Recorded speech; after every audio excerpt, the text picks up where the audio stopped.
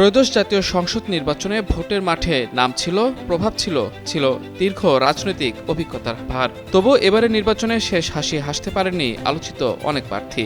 একাধিক হেভিওয়েট প্রার্থীকে হারিয়ে বদলে দিয়েছেন সমীকরণ। বহুদিনের শক্ত ঘাঁটি, প্রতিষ্ঠিত নেতৃত্ব আর পরিচিত মুখ সবকিছুকেই ছাপিয়ে ফলাফলে উঠে এসেছে নতুন বার্তা।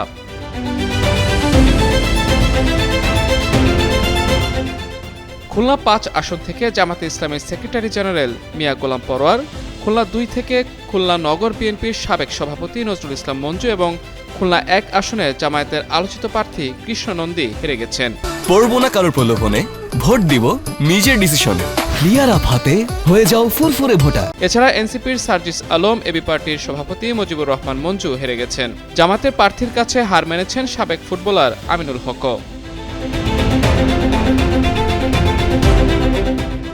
ত্রয়োদশ জাতীয় সংসদ নির্বাচনে বরিশাল ৫ ও ৬ আসনে ধানের শীষ প্রতীকের প্রার্থীদের কাছে পরাজিত হয়েছেন ইসলামী আন্দোলন বাংলাদেশের সিনিয়র নায়েবে আমির এবং হাত পাখা প্রতীকের প্রার্থী মুফতি সৈয়দ মোহাম্মদ ফজলুল করিম।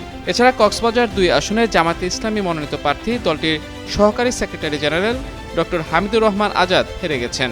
তার নিকটতম প্রার্থী আলমগীর মোহাম্মদ মাহফুজুল্লাহ ফরিদ ৩৫,৬২৮ ভোটের ব্যবধানে বেসরকারিভাবে নির্বাচিত হয়েছেন।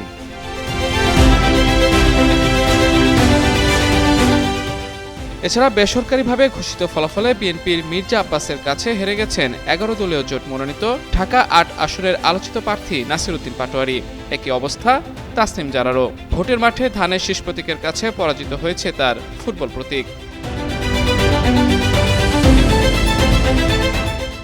অন্যদিকে সুনামগঞ্জ ২ আসনে বিএনপির প্রার্থী মোহাম্মদ নাসির চৌধুরী পেয়েছেন ৯৭,৭৯০ ভোট। তার নিকটতম প্রতিদ্বন্দ্বী বাংলাদেশ জামাত ইসলামের প্রার্থী মোহাম্মদ শিশির মনির। আর বগুড়া ২ আসনে নাগরিক ঐক্যের সভাপতি মাহমুদুর রহমান মান্না হেভিওয়েট প্রার্থী হিসেবে আলোচনায় থাকলেও শেষ পর্যন্ত প্রত্যাশিত ফল করতে পারেননি। বিপুল ভোটে হেরে হারিয়েছেন জামানত। এছাড়া ঝিনাইদহ ৪ আসনে দাঁড়িপাল্লা প্রতীকের কাছে হেরেছেন গণ অধিকার পরিষদের সাবেক সাধারণ সম্পাদক রাশেদ খান।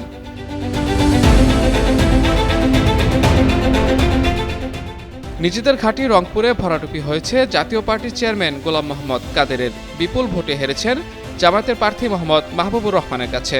অন্যদিকে নরসিংদী ২ আসনে বিএনপির আব্দুল মঈন খানের সঙ্গে ভোটের লড়াইয়ে হেরেছেন জাতীয় নাগরিক পার্টির মোহাম্মদ গোলাম সারোয়ার তুষার। মাহমুদুর রহমান, যুগান্তর নিউজ।